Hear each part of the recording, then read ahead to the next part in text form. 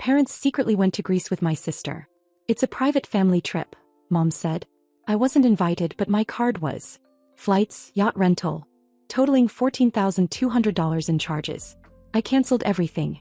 At 6:03 a.m., my phone exploded with notifications, transactions declined, and 29 missed calls. It started with a lie so casual I didn't even notice it at first. I had just gotten back from a weekend trip with a friend when I mentioned to my parents that I'd finally reached a point in my freelance business where I didn't have to panic every time rent was due. 2 new clients had signed on, both monthly retainers, and I was doing well enough that I could even think about a short vacation. Nothing extravagant, just something for me after years of scraping by. They were both weirdly quiet. My dad asked if I was still using the same bank, and my mom changed the subject to Megan's semester schedule. I didn't think much of it. I was just happy they seemed impressed. Or at least not skeptical. A few days later, Mom texted asking if she could use my card to buy a couple of books for Megan's fall classes. She said they'd reimburse me right away. I hesitated for half a second. They were my parents, and texted her the info. I told myself it was fine. I wasn't using that card for anything big. They'd never done anything shady before. Looking back now, I should have known something was off when she didn't even thank me. The first charge was subtle. $312 from a travel agency. Then $480 from a boutique hotel booking service. A few hours later, $2,100 from Delta. First, I assumed it was fraud. I was ready to call the bank, dispute it all, cancel the card. But something in my gut told me to wait. I opened Megan's Instagram out of habit. She was already at the airport. She'd posted a boomerang of her mimosa, captioned, "Kicking off the best week ever with the fam blue heart #Greece." I stared at that caption. With the fam. There had been no family discussion. No group text. No heads up. Then another post. My mom and Megan in matching sunglasses sitting on a plane first class. No dad, but his name was on the ticket receipts I found in my inbox 5 minutes later. Booked under my email address. My billing info. I called my mom. She didn't answer. So I texted. She replied instantly. "It's a private family trip. We just needed a little help. We'll pay you back. Don't make a big deal." I read it 5 times like it might change. Private family trip. I wasn't invited. But my card was. I don't know what hit me first, the betrayal or the embarrassment. Maybe both.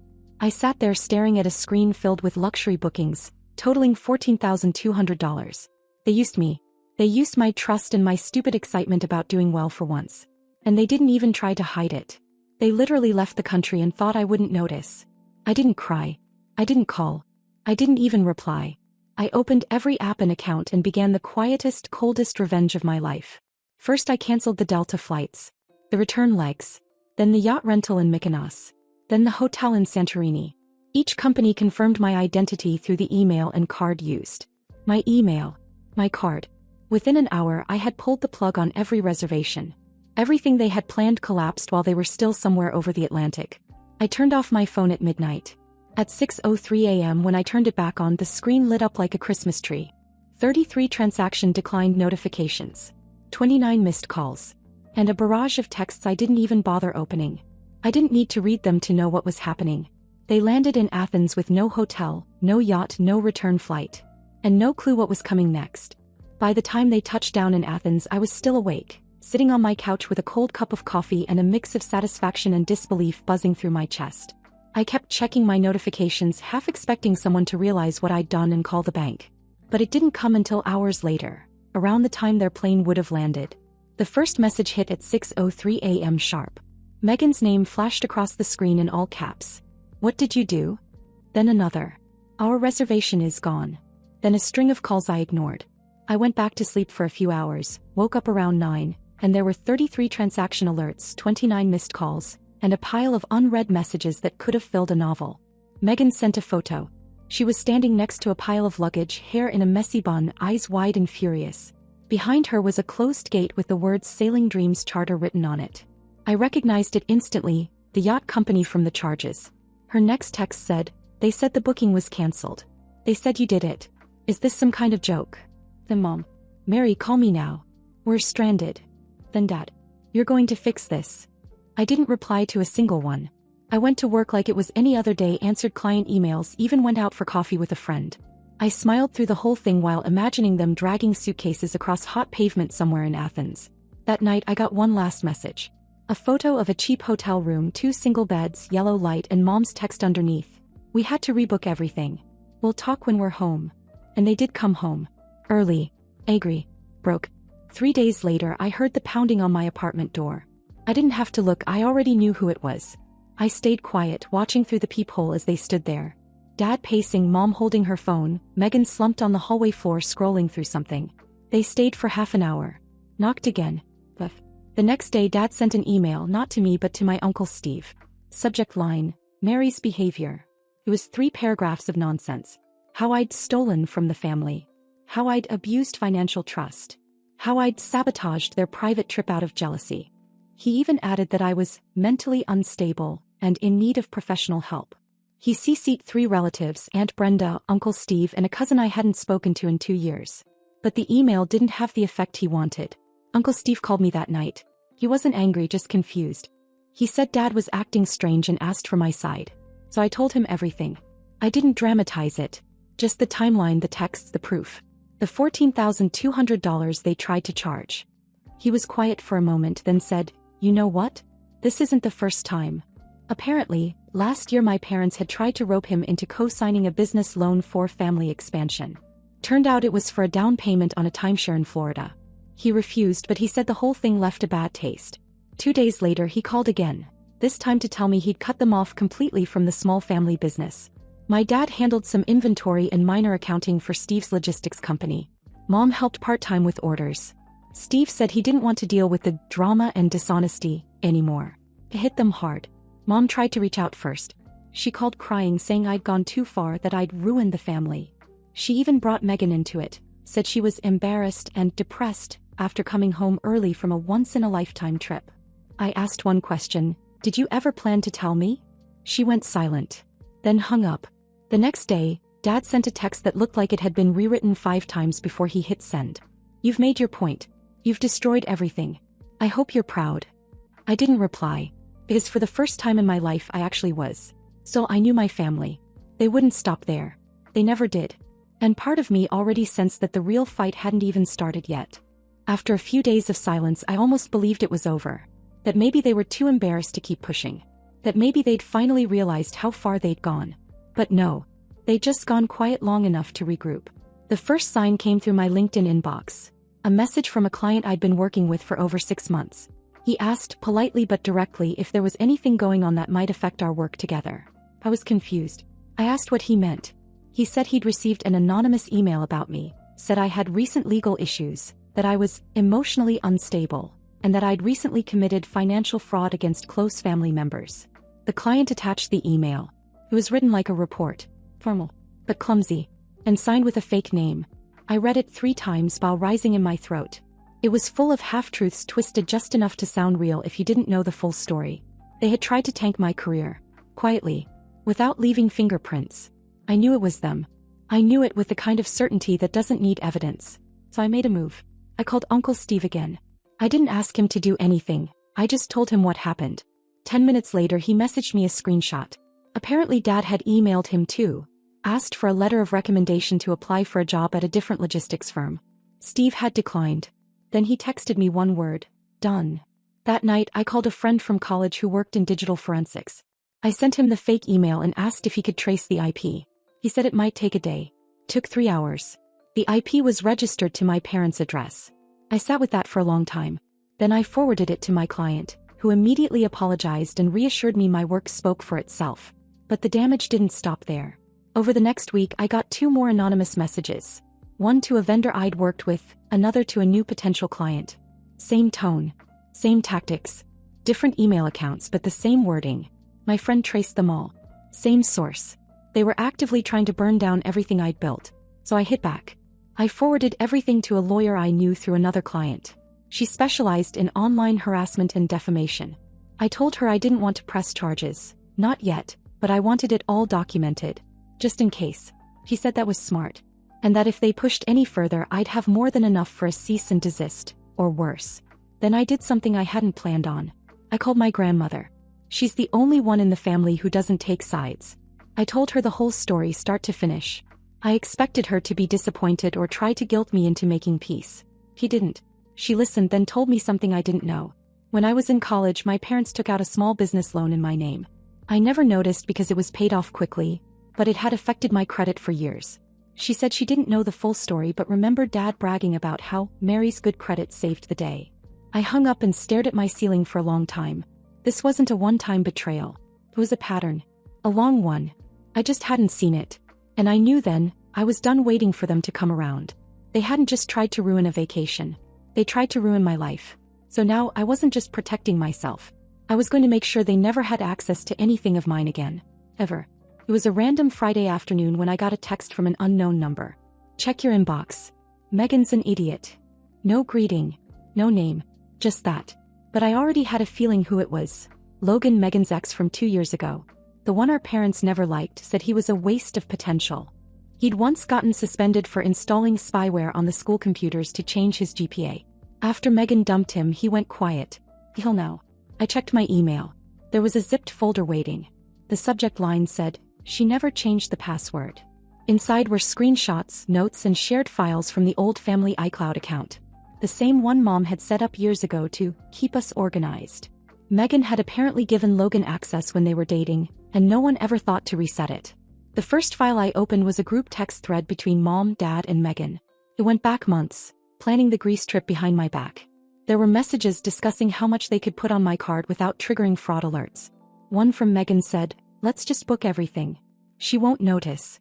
She's bad with money anyway." Then Mom added, "If she finds out, guilt her. Say it was for Megan's graduation. Play the family card." The worst was from Dad. "It's her turn to give back. She's just freelancing anyway. What does she even need that money for?" My mouth literally went dry.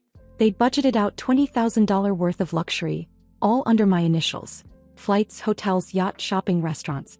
Even a note that said, "Get her a bracelet or something, so she doesn't feel left out when we get back." I just sat there for a full minute staring at that. I forwarded the entire folder to my lawyer and then to Uncle Steve. He called me within 10 minutes. Said he wasn't shocked, only disappointed. I told him I didn't want sympathy. I wanted action. He said he'd already started changing the business structure months ago, and now this sealed it. By the end of the day, my dad no longer had any legal or financial ties to the company. My mom's part-time arrangement was terminated too. And then came the part no one expected. Uncle Steve offered me a role. Not full-time but a strategic consulting contract. He wanted to bring someone in to restructure the outdated systems and he trusted me to do it. I accepted without hesitation. The next day I got a phone call from Megan. I picked up out of curiosity. She didn't scream. She didn't even sound angry. Just quiet. "You really think you've won?" I told her no. I just stopped losing. Then I blocked her. But it wasn't over. The morning after, I got a knock on my apartment door. No buzz, no warning. It was my mom. She was holding a plastic grocery bag in a folder. Her face looked different. Not angry. Just tired. Older somehow. I hesitated but opened the door. She asked if she could come in. I let her, only because I needed to hear what lie she'd come up with next. She sat at the edge of my couch and pulled out the folder. Inside were documents I didn't recognize at first. Old tax returns. A copy of my college loan payoff. A letter. She didn't explain anything right away. Just handed it to me. Then she said something that completely threw me. "You weren't supposed to be the one who figured everything out. It was never meant to get this far." I stared at her. She looked away. And that was the first moment I realized she wasn't there to apologize. Not really. She was there for something else. She sat stiffly on the edge of my couch, clutching that plastic grocery bag like it had something important in it. She didn't look like my mother. She looked like someone playing the role of a woman who had nothing left to lose. I opened the folder first. The documents inside felt cold. Old tax forms with my name on them, student loan information, even some paperwork from my college bursar's office that I hadn't seen in over a decade. Pages were signed by me. Or at least someone tried to match my signature. A few were off just enough to make my stomach twist. I looked at her. She didn't say a word. Just nodded at the stack like that was supposed to explain everything. Then she pulled out a second envelope from the grocery bag. This one was handwritten. Not even folded properly. Just my name on the front, all caps. Inside was a letter. Not an apology, not an admission, but a pitch. He wanted me to talk to Uncle Steve. To convince him to reinstate their positions at the family business. Said they were willing to work things out professionally and set clear boundaries. Said it had all just been a miscommunication, a rough patch. I was reading it in silence but my jaw was clenched so tight I could feel it in my ears. Then she started talking. She said things had gone south financially, that they were 3 months behind on their second mortgage, that the Greece trip wasn't just a vacation, it was meant to be a business move, a networking opportunity. My dad had connected with a European distributor online who promised a major investment if they could meet in person. The yacht, the hotel, all part of a performance. Only the guy ghosted them. They never even met him. I blinked and laughed under my breath, not because it was funny but because it was so predictable. This wasn't just betrayal. It was stupidity. She said they had no backup plan, that they'd cashed out a retirement fund early, that they had creditors calling and no income left. I asked her one thing. Did you ever, even for a second, think about telling me the truth before you swiped my card? She looked down and said something I won't forget. We thought you wouldn't notice. And by the time you did, we figured we'd make it up to you. That was the moment something inside me completely hardened. I don't even know what expression I had. But whatever she saw made her go quiet. Then she asked if there was any chance I could help fix it. Said they needed my name, my influence with Steve, maybe just a short-term role. Said it would give them enough time to get back on their feet. Said I could be the bigger person. I told her I was done carrying this family. And she needed to leave. She stood up like she expected it. Said she understood. But as she reached the door, she turned back and said, "We're still your parents. That should matter for something." It did. But not the way she thought.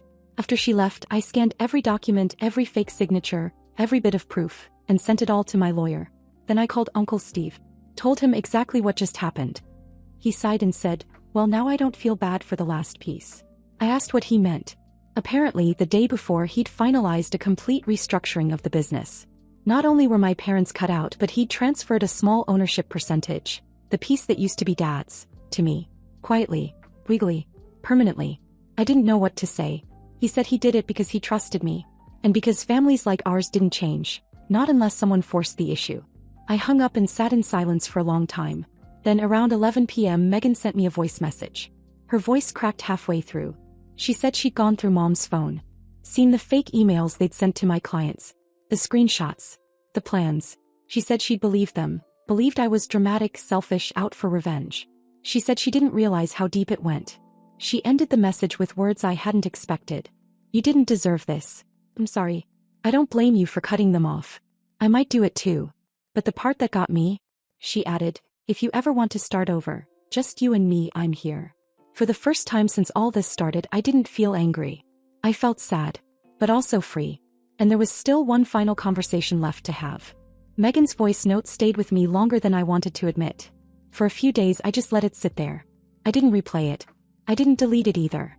It was like a thread I wasn't sure I wanted to pull. He sounded different. Not defensive, not manipulative, just worn down and maybe finally honest. After 5 days I sent her a message. "If you're serious, meet me. No parents. No surprises." She replied immediately. "Name the place." We met at a little corner cafe halfway between our places, the kind with too many plants and quiet music. She was already there when I walked in, staring into her mug like she'd already rehearsed everything she wanted to say and forgotten all of it. There was no fake smile. No dramatic entrance. Just two people sitting across from each other with too much shared history between them. She didn't start with excuses. She didn't defend anything. He just said, "I knew we were using your card. I just didn't know how much of it was planned. I thought it was going to be a small thing. Mom said you'd help because we were family. I didn't know about the fake emails. I didn't know they were still using your name behind your back. I should have asked more questions." She told me she'd found the messages on Mom's phone. The planning. The notes. The emails drafted to my clients. She hadn't believed it at first. But after the voice recordings, after she saw how quiet I'd gone, how completely I'd shut everyone out, she started putting it together. She looked me in the eye and said, "I believed them when they said you were overreacting. That you were trying to hurt the family. I was stupid. But I'm not anymore. And I'm sorry." There wasn't a dramatic moment of forgiveness. No hugging, no emotional speech. I just nodded. Told her I appreciated the apology. Told her I wasn't sure what the relationship would look like now, but I was open to starting over. Slowly. She said she understood. That night I went home and opened my mail. In the pile was a large white envelope with no return address. Inside was a typed letter. Formal, cold, like it had been written by someone's assistant. It was from my parents. No apology. Just a carefully worded letter saying they acknowledged the miscommunication, and that they regretted the division that had occurred within the family.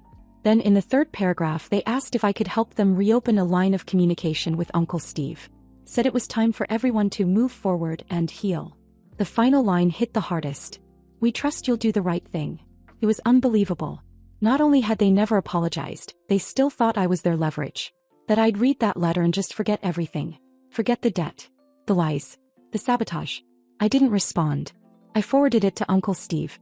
He replied a few hours later. "I'm done with them. But I'm not done with you." Then he made it official. He transferred my ownership percentage of the business into my name. No conditions. Just a legal letter and a signed form. I'd replaced my father in more than one way. Felt strange. Like walking into a room that used to belong to someone else, and slowly realizing it fits better than you expected. A week later, a cousin called to check in. Said my parents were telling everyone that things were fine now. That I was helping them get their jobs back. That the family business was a shared success story again. I sent out a group message to every relative they'd likely spoken to. I didn't add commentary or attack anyone. Just facts. Screenshots. A short message. "They're not coming back. They planned everything." I was never angry. I was just done. "Please don't speak on my behalf again." No one replied. No one had to. Days later, Megan and I met again. She didn't mention our parents. She talked about moving out, getting her own place, maybe going back to school. She asked what it felt like to be free from them. I told her the truth. It doesn't feel like freedom. Feels like air. Like I can finally breathe and not look over my shoulder. Last week my mom texted me. 2 words. "Miss you." I didn't answer. Not because I hate her. Not because I want her to hurt. I just don't owe her anything anymore.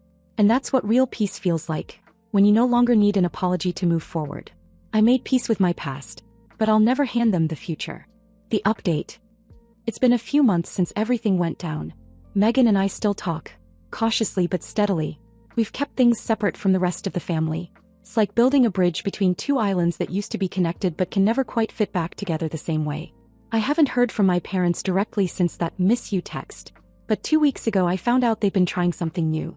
Apparently they've been telling people, extended family, old friends, even some of Steve's business contacts, that I froze them out during a family crisis, and that I took advantage of the situation to push them out of the business. That I used Uncle Steve's trust against them. They're rewriting the story. It doesn't bother me the way it used to.